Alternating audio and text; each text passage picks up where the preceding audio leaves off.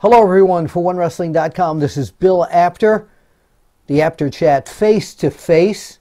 Elimination Chamber 2014 is history, and boy, did it make history. Right now, joining me for a opinion and wrap up of the Elimination Chamber, one of our finest reporters, all the way from Kentucky, Sean Ross Sapp. Welcome.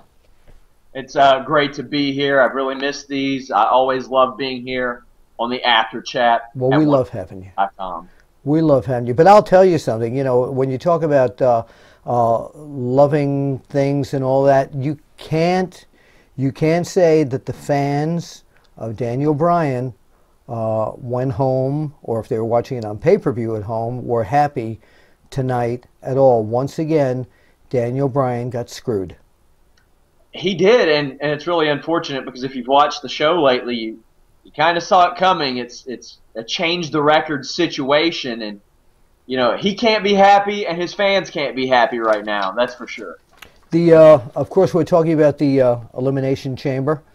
John Cena, Daniel Bryan, Sheamus, the champ, world champion Randy Orton, Cesaro, who made a very good impression tonight, and Christian for his first time in the Elimination Chamber.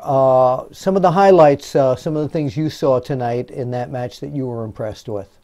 Well, you know, a lot of people didn't think Christian would even make it to the match, and he was a surprise. You know, a surprise to even be in the match. And he had some fantastic highlights. That splash off the top of the chamber was beautiful. It was, you know, pinpoint accuracy. It was fantastic. But it cost him. It absolutely did. Yeah. It absolutely did. Yeah. I also really liked seeing Sheamus and Cesaro going at it. I mean, it hadn't really crossed my mind, but that's something that I would really like to see at WrestleMania, because those two guys were just, you know, they were mollywopping each other. It was really good. Yeah, what about that moment when Randy Orton went back into the chamber? Yeah. And he had that stare down with Sheamus, and then Sheamus turned around and brogue kicked right, just wrecked the entire booth there. That was quite a shock. Never seen anybody do that before. Exactly, and the crowd, you know, with the not so PG chant, they weren't happy about Randy Orton doing that. So I mean, no, not at all. Randy Orton caught the brunt of that kick too, and it looked like it may have almost put him out, but that was also something very cool. I love that in every Elimination Chamber match, it seems that they do something spectacular. Something unique. Now, by the way, you mentioned something, and I don't want to get off topic of the Elimination Chamber match, but you talked about the crowd. This was like, this was an unusual crowd tonight. They were booing the good guys and cheering the bad guys, so to say. It was like an old school ECW crowd. It almost felt like they booed everybody but Daniel Bryan. Absolutely, absolutely. Yeah. Well, let's go back to this and go down the eliminations in that match. Of course, Sheamus was surprised but pinned by Christian after that incredible leap. Yeah, that was fantastic. Christian and Sheamus, they usually work well together. I was really surprised to see Christian pick up that first elimination. I was too. A bit of an upset. I was too. And then, of course, we had Christian pinned by, and because what Christian did, he hurt himself. And then Daniel Bryan, of course, pinned him. Then Antonio Cesaro was the next elimination. And then the lights went out. And the Wyatt family showed up in the ring and beat the tar out of John Cena. I'm not sure what the reasoning is for that. I have a feeling it's leading to WrestleMania, and I'm so excited for that. Yeah. After the performance that was put on tonight by all of those guys, you got to wonder where this is going. John Cena's not going to take this lying down. No, absolutely not. And now Kane came out and started, you know, giving a lot of lip to the Wyatts, which I don't believe anything was. I just think this is something he had planned. Anyway, Daniel Bryan attacking Kane, which is what they're going to lean on probably at Monday Night Raw, saying that he attacked Kane. And of course, with Cena out due to the Wyatts there, Randy Orton then with Kane interfering several times, was able to pin Daniel Bryan, and Randy Orton goes on to WrestleMania as the champion. It's also worth noting, a lot of fans were messaging me on Twitter saying, well, why hasn't John Cena went after the Wyatts over the past several weeks? You might remember the Wyatts got John Cena into this match. They caused the Shield to get DQ'd a few weeks ago and essentially put John Cena in this match. So maybe it was a, forgive and forget situation. That's not going to happen anymore. No. Now let's rewind. So it's Randy Orton against Batista. Absolutely. At WrestleMania. So the fans booed the hell out of Batista tonight. When Alberto Del Rio came to the ring with the neck brace and the walking on a crutch, and then started beating the tar out of Batista, the fans were like, wow, this is wonderful. I mean, this is... Batista tonight, in my opinion, looked a little drained, and maybe it was because of the sneak attack, but what's your take on that? I think that he's still working his way into ring shape. He's obviously in fantastic physical condition as far as, his appearance is. It's taken him a while to, get into that ring shape.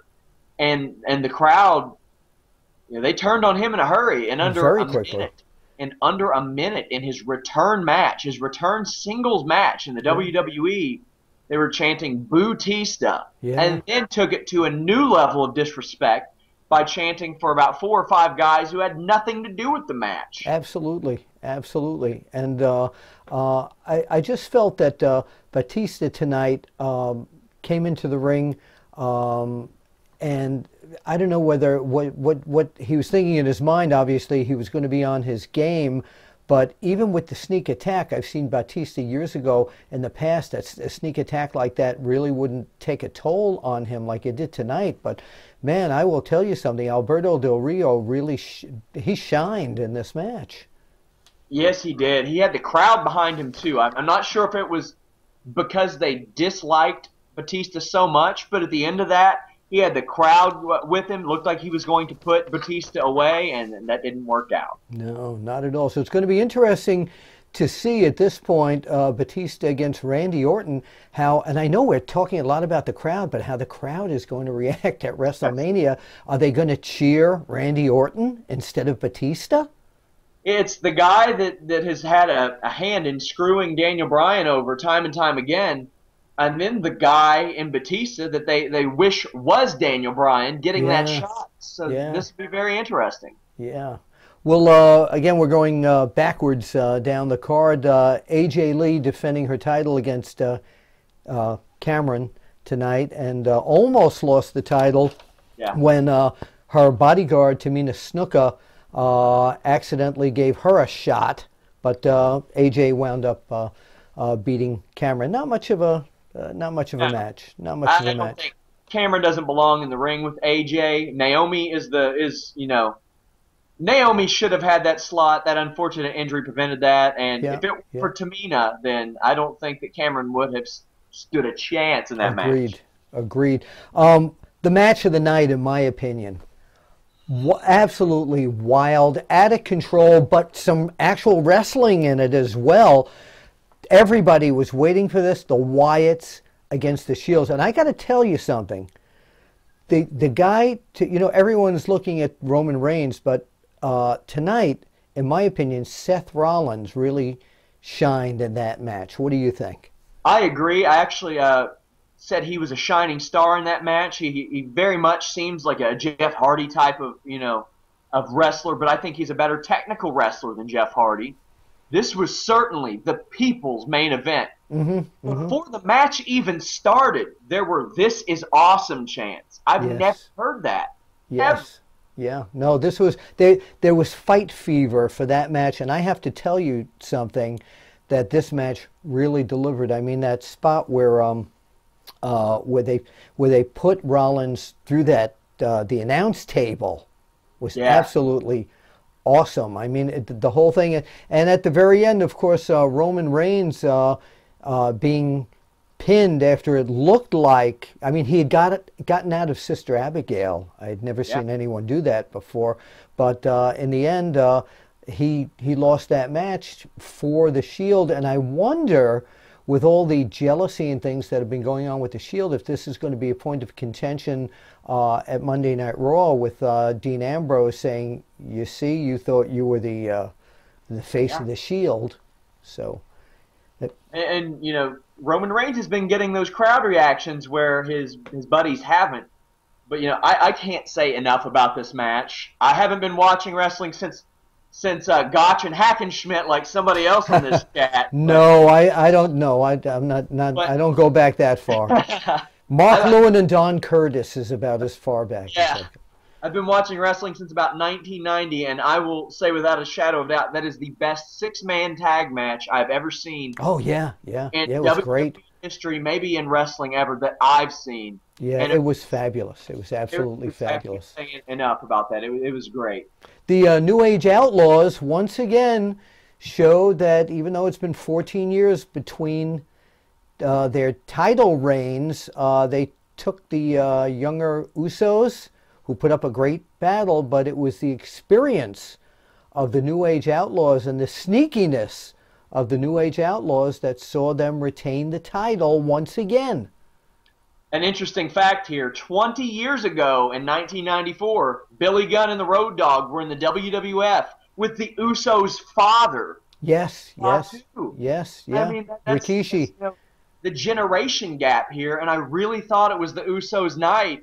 You know, they've done such a remarkable job getting in the fans' good graces and improving as wrestlers over the past 4 years, and I really thought tonight would be their night. Yeah, but I'll tell you something. Once again, the veterans show that they've still got it.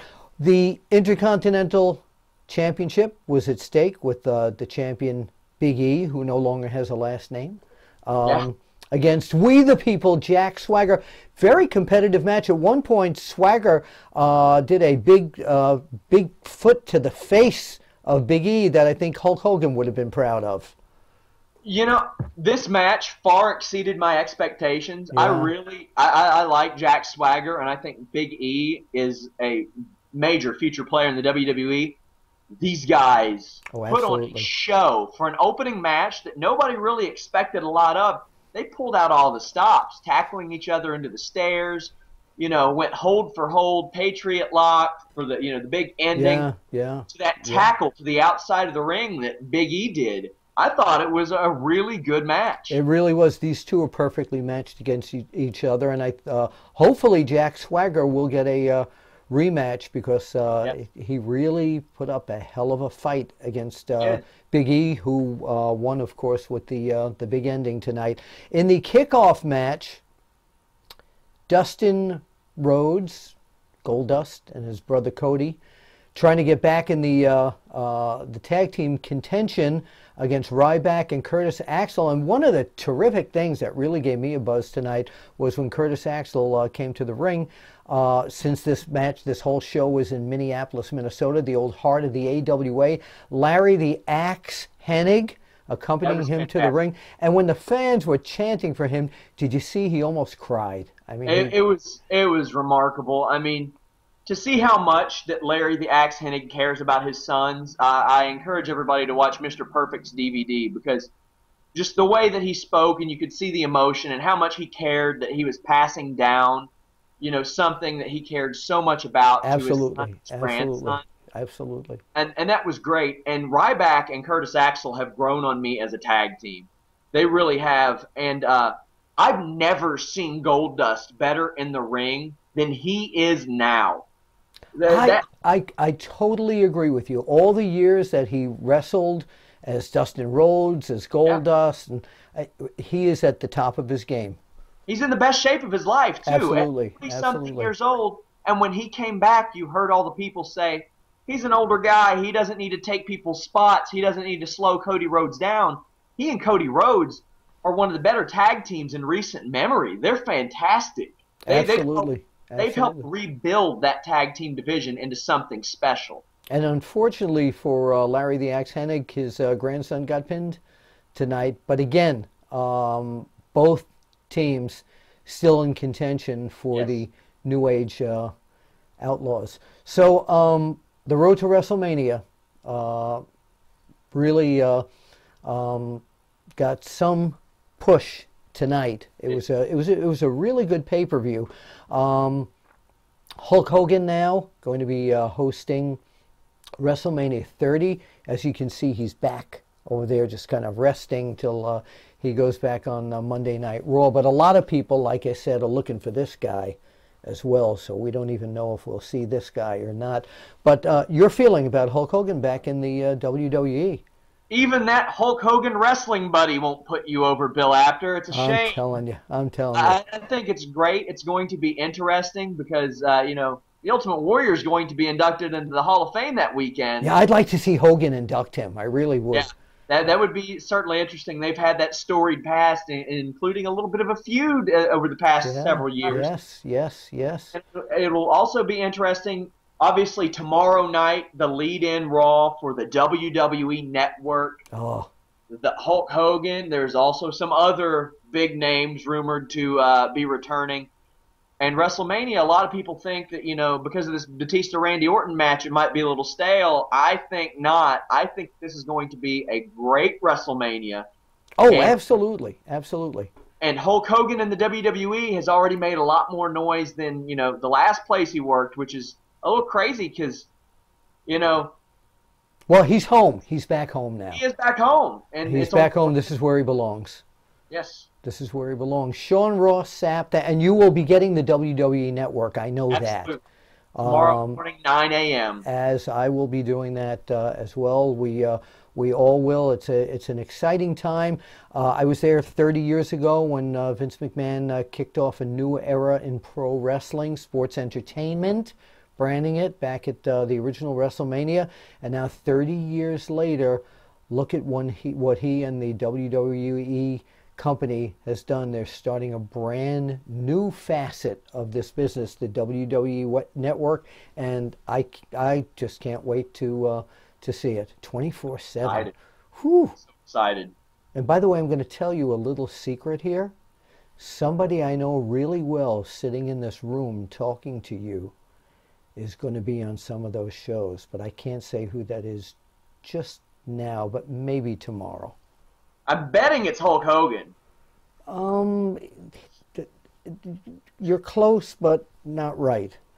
So, all right, Sean Ross Sapp, thank you so much. Follow him on Twitter. His handle is right below us over here. What a rush. What a rush, and what you gonna do? We'll see you